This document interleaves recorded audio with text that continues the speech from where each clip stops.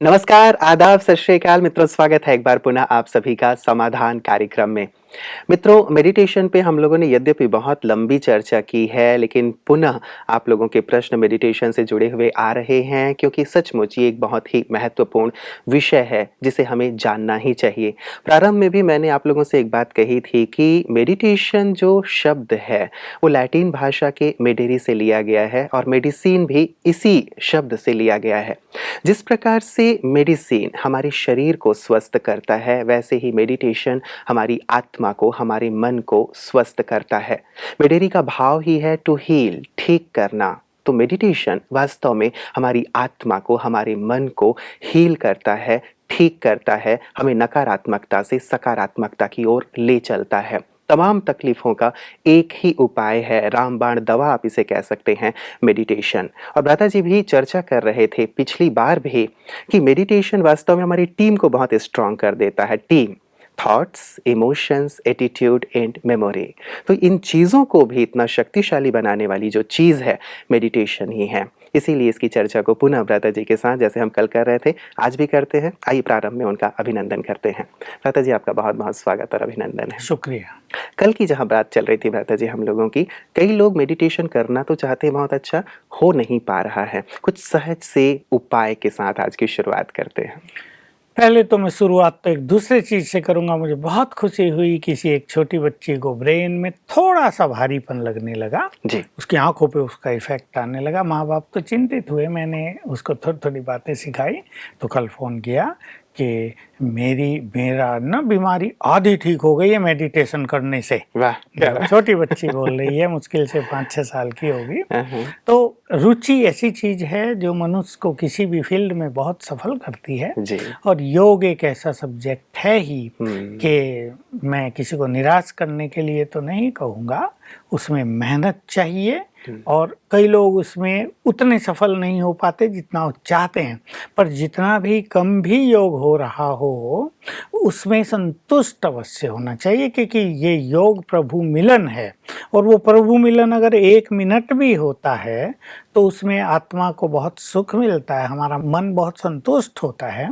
इसलिए हमें लक्ष्य तो अपना महान बनाना ही चाहिए, लेकिन लक्ष्य को प्राप्त करने में, मार्ग में अगर कुछ गड़बड़ होती है और हम नहीं पहुंच पाते, तो हमें उस चीज़ को एंजॉय करना चाहिए जो हमने अचीव कर लिया है।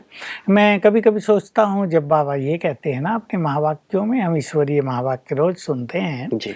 तो जब बाबा ये बोलते हैं कि तुम 8 घंटा योग अभ्यास अवश्य करो, हुँ।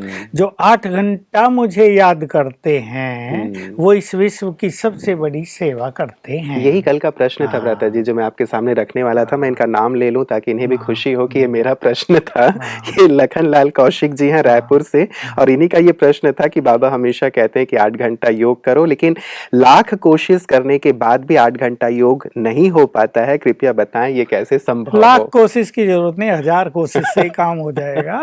फिर तो भी 1000 कई बार ज़्यादा लगता है। मैं कह रहा था कि जब ये बात महावाक्यों में आती है जी। कि मुझे 8 घंटा याद करो, और उसके लिए बाबा कई सुंदर बात कहते हैं। जैसे मैंने एक कही कि जो 8 घंटा रोज योग युक्त रहते हैं, वो ईश्वरीय कार्य में सबसे बड़े सहयोगी हैं, हुँ। क्योंकि उनके द्वारा शांति की, पवित्रता की किरणें, वाइब्रेशंस चारों ओर फैलती हैं। तो इस संसार के लिए ये बहुत बड़ा योगदान है। मैं श्रीमद् भगवद गीता की भी एक बात याद दिलाया करता हूँ। उसमें कहा है, हे अर्जुन, वो योगी जिसके मन में संकल्पों का अभाव है, ऐसा योगी संसार के लिए बहुत कल्याणकारी है। हुँ, हुँ। और कल्याणकारी इसीलिए कि उससे पावरफुल एनर्जी, बहुत पावरफुल वाइब्रेशन संसार को मिलते हैं। इसलिए एक योगी भी हुँ। उसके चारों ओर अनेक लोगों का, मैं कहूँगा लाखों और करोड़ों लोगों का कल्याण करने में सक्षम हुँ। होता है। जी। परंतु मैं जो बात कह रहा था कि जब मुरली में ये आएगा कि 8 घंटा योग करना योग है। करूं, अब हुँ। मान लो क्लास में 100 स्टूडेंट बैठे हैं, 100 ने सुना 8 घंटे योग करना है, उनमें से 90% ने इसको वहीं कैंसिल कर दिया। कैसे? अपने से ये नहीं होगा, ये हमारा सब्जेक्ट नहीं। हाँ, हम इतने बिजी, भाई ये तो उनका काम है जो समर्पित रहते हैं, ये मधुबन वालों का काम है, टीचर बहनों का काम है। 90% लोग इसको अंदर ही अंदर कैंसिल कर देते हैं कि ठीक है बाबा कहता है पर अपने से तो ये नहीं हो सकता, अपने को और भी तो काम करने हैं बहुत सारे। अब बचे 10% जी। जिनको वहाँ इच्छा होती है कि हाँ 8 घंटा योग तो करना ही चाहिए। अब वो जब बाहर आते हैं क्लास से, आधे उसमें से फिर भूल जाते हैं, बचे 5। अब वो 5 में से कोई प्लान बनाते हैं, कोई 1-2 दिन कुछ अच्छा योग करते हैं और उसमें से कोई एक बिरला सफल होता है। इसलिए इसके लिए बहुत सुंदर प्लानिंग की जरूरत है और हम इसे रिजेक्ट न कर दें, कैंसिल न कर दें। हम दृढ़ संकल्प करें कि मुझे करना है। कल पहले भी मैंने ऐसा ही योग किया था और बाबा ये हमेशा कहते हैं अगर तुम्हें विजयमाला में आना है तो 8 घंटा योग करो, या ये कहते हैं जो 8 घंटा रोज योग करेंगे वो विश्व पर राज करेंगे। तो बहुत बड़ी बड़ी चीजें हैं, इनको हम लालच न कह के एक बाबा का मोटिवेट करने का तरीका है। ये तो मिलेगा ही, भविष्य तो सुंदर होगा ही, क्योंकि 8 घंटे परमात्मा से जुड़े रहना, 8 घंटे परमात्मा मिलन की अनुभूति करना, 8 घंटे सोल कॉन्शियस होने की प्रैक्टिस करना, 8 घंटे संसार को गुड विशेष देना, गुड वाइब्रेशंस देना, ये अपने में छोटी चीज नहीं है, यूनिक बात हो गई। इसलिए हम देखते हैं मेरे पास भी बहुत लोग आते हैं जो 8 घंटे योग को करना चाहते हैं, और अगर हमारे पास 10 लोग ऐसे आए तो 10 के 10 वो अभ्यास शुरू करते हैं, उनमें से कोई एक बहुत सफल हो जाता है। मैं ऐसा भी देखता हूं कि बहुत साधारण लोग इसमें ज़्यादा सफल होते हैं। तो पहले तो हमें ये जानना चाहिए ऐसा योग अभ्यास कौन कर सकेंगे। कई बार मनुष्य की अनेक इच्छाएं संसार में होती हैं, मुझे धन भी बहुत कमाना है, मुझे मान शान भी बहुत अर्जित करना है, मुझे ये बड़े बड़े कोर्स भी कर लेने हैं और मुझे योगी बनना है। सब चाहिए, सब चाहिए। अब दुनिया में तो पहले से भी कहावत है जी, एक साध है सब सद है, सब साध है सब जाए। कि एक को अगर तुम साध लो, अगर तुम योगी बन जाओ तो ये सब चीजें तुम्हारी हो जाएंगी। और मान लो योगी बनने के लिए कुछ छोड़ना भी पड़े तो मनुष्य को छोड़ने के लिए तत्पर रहना ही चाहिए, क्योंकि त्याग से तपस्या का बहुत गहरा कनेक्शन है। जहाँ त्याग है वहीं तपस्या है, और त्याग भी सूक्ष्म इच्छाओं का त्याग। देखिए घर छोड़ देना कंपैरेटिवली इजी है, लेकिन मान शान की इच्छा का त्याग कर देना, ईर्षा द्वेष घृणा भाव का त्याग कर देना, सबके लिए चित्त में शुभ भावनाएं भर लेना, मनोविकारों का त्याग कर देना, इम्प्योर फीलिंग्स का त्याग कर देना, अपने ईगो का त्याग कर देना, ये छोटी चीज नहीं है। इसके लिए नॉलेज भी बहुत होनी चाहिए, अवेयरनेस भी बहुत चाहिए, और इसके पीछे मनुष्य को पढ़ना पड़ता है। इसलिए जिसको योगी बनना हो उसको त्याग का बल तो स्वयं में भरना ही। चलिए भ्राता जी, ये तो रही बुरी चीजें जिन्हें हमें छोड़ना ही है, लेकिन कई बार जैसे आपने बहुत सारे लक्ष्यों की बात कही, तो कई बार कुछ चीजें सीखने की आवश्यकता महसूस भी होती है। मान लीजिए सेवा के क्षेत्र में हमें जाना है तो बहुत सारी चीजों का अध्ययन करना होगा, कई चीजें और भी हमें अपने जीवन में शामिल करनी होगी नॉलेज में, तो ये चीजें करते हुए भी तो योग कई बार कम हो जाता है। बिल्कुल कम हो जाएगा। मान लो कोई पढ़ाई में ही बहुत आगे जाना चाहता है और उसको पढ़ाई में बहुत अटेंशन देने की जरूरत है, तो योग के लिए समय भी नहीं निकाल पाएगा, क्योंकि ऐसा योग करने के लिए मनुष्य को कम से कम 2 बार तो बैठना चाहिए ही दिन में। एकांत की भी उसको जरूरत पड़ेगी। इसके बिना कोई ऐसा श्रेष्ठ योगी नहीं बन सकता। और ये योग भी कोई एक दिन कर ले और काम पूरा हो जाए ऐसा नहीं, इसको कंटिन्यू करना पड़ेगा। जब ऐसा योग अभ्यास कंटिन्यू चलेगा तब परफेक्ट प्योरिटी आएगी, तब चित्त संपूर्ण रूप से शुद्ध होगा, तब हमारा मन शुभ भावनाओं से भरपूर होगा, तब उसमें खुशी प्रेम शांति या शक्तियाँ भरपूर होती जाएंगी। इसलिए निरंतर इसकी प्रैक्टिस की बहुत आवश्यकता होती है, लेकिन त्याग करना तो जरूरी है ही। तो लक्ष्य में थोड़ा सा स्पष्टीकरण चाहूंगा भ्राता जी कि क्या करें और क्या ना करें। जैसे ये तो बात हो गई कि चलिए विकारों का तो आंतरिक त्याग करना है, लेकिन जैसे सेवाओं के फील्ड में या जहाँ बहुत ज्यादा आवश्यकता है ही वो हमें करना ही पड़ रहा है और वो हमारे योग को कम कर रहा है, वहां तक नहीं पहुंचने दे रहा है, तो क्या उन्हें छोड़ देना चाहिए? क्या नहीं, उन्हें भी छोड़ने की जरूरत नहीं, लेकिन एक सफल योगी बनने के लिए अपनी रूटीन बहुत बिजी हो जाए, हम अति व्यस्त हो जाएं, वो भी इस मार्ग में बाधक होगा। इसलिए अपनी दिनचर्या को बहुत लाइट रखना, कार्य को अपने कंट्रोल में कर लेना, और अगर किसी का बिजनेस भी है उसको भी कंट्रोल में करना।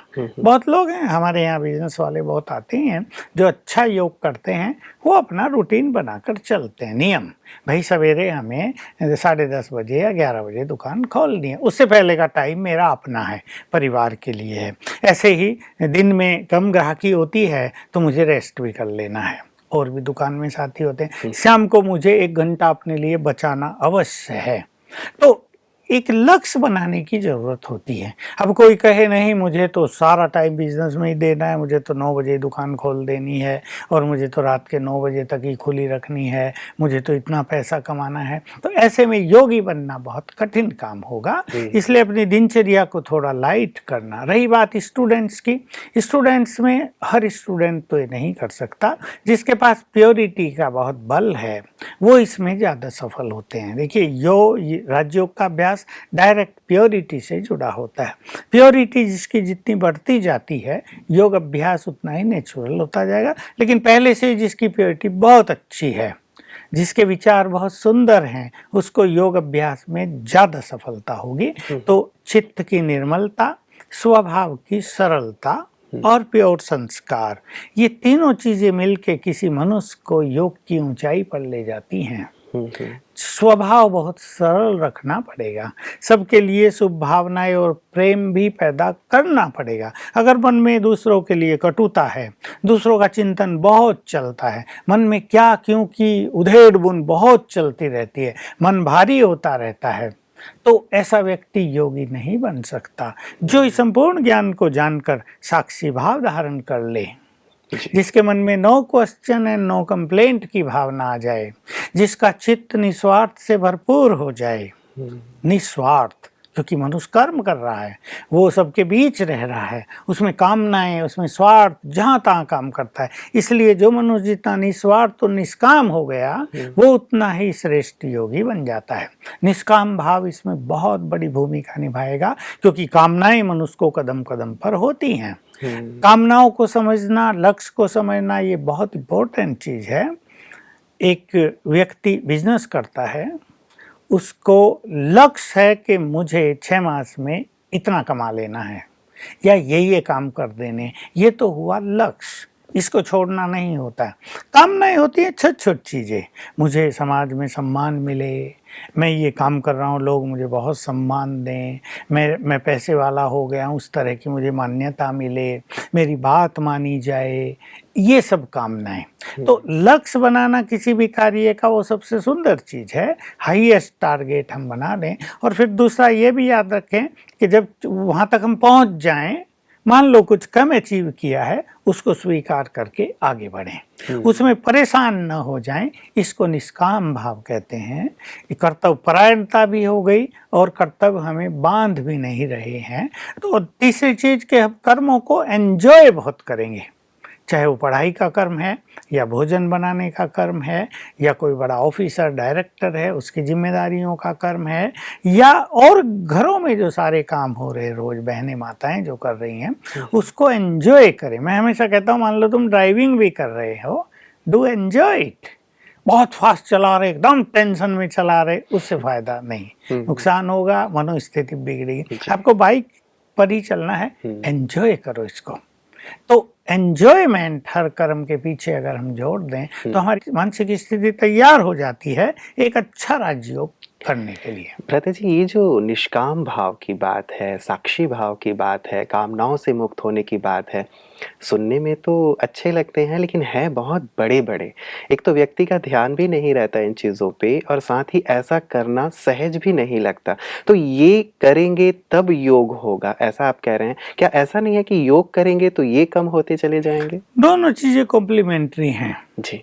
थोड़ा इसको धारण करेंगे जीवन में तो योग अभ्यास की ओर बढ़ेंगे, और जैसे जैसे योग अभ्यास बढ़ेगा तो योग का सुख, योग का आनंद, योग की प्राप्तियां इतनी जबरदस्त है कि मनुष्य की ये छोटी छोटी कामनाएं आपकी छूट जाती हैं। भ्राता जी, कईयों का ये प्रश्न हो सकता है कि 8 घंटे के योग में क्या क्या शामिल है?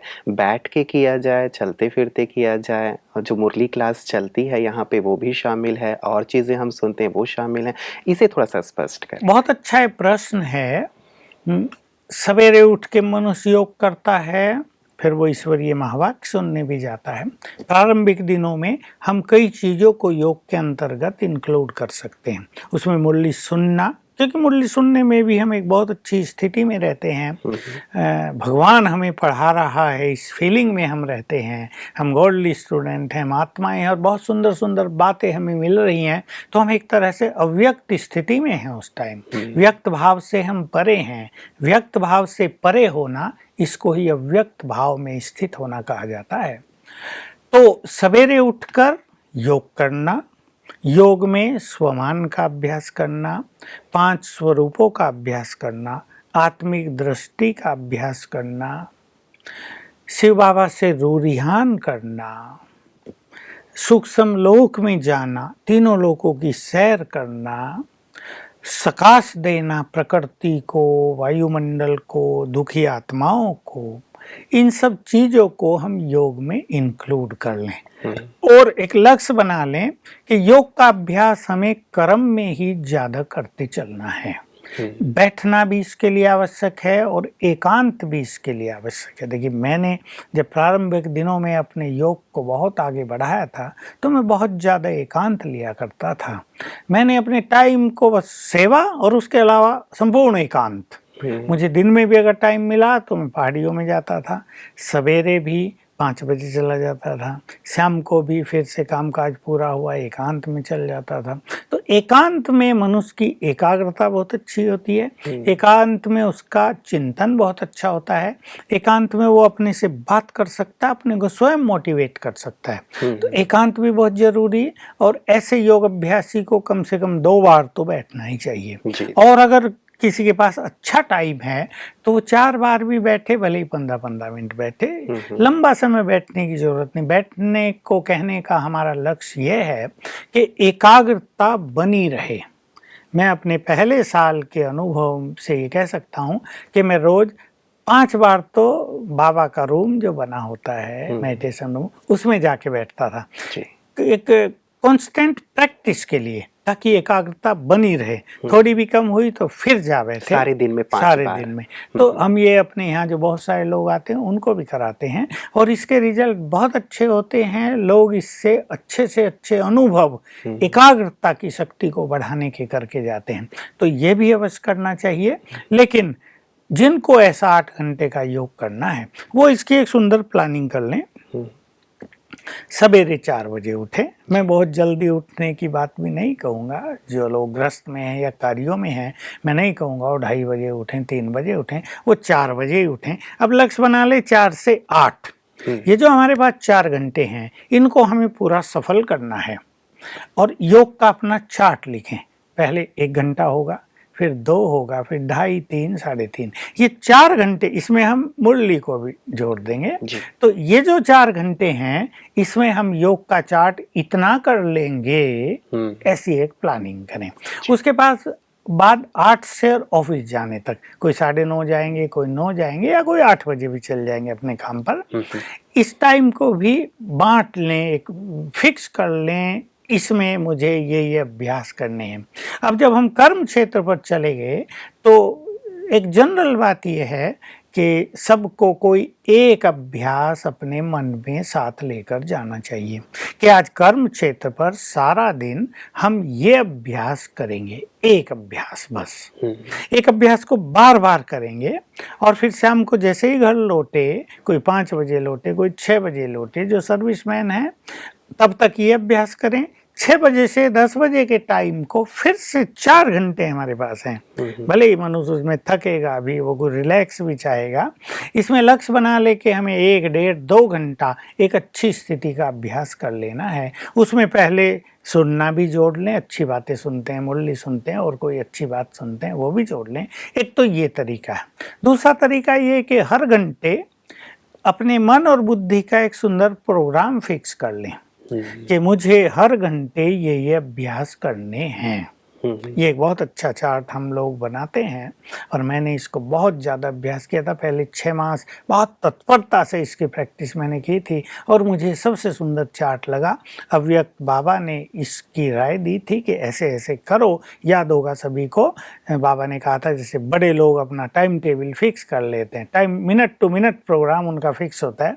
तुम इस संसार में सबसे बड़े हो तो तुम भी अपने मन और बुद्धि का एक टाइम टेबल फिक्स कर लो। तो मैंने ऐसे ही बना लिया चार्ट कि सवेरे मैं तो 3 बजे उठ जाता था, 3 से 4 मैं ये प्रैक्टिस करूँगा, 4 से 5 ये करूँगा। इनमें मैंने कई प्रैक्टिस जोड़ ली थी, मतलब वेराइटी। फिर 5 से 6, 6 से 7, तो ऐसी कम से कम 16, 17, 18 तरह की प्रैक्टिस, कुछ प्रैक्टिस रिपीट कर ली गई थी। ऐसा भी एक चार्ट सभी जो ऐसे जिज्ञासु हैं वो बना सकते, लेकिन चार्ट खुद बनाना चाहिए।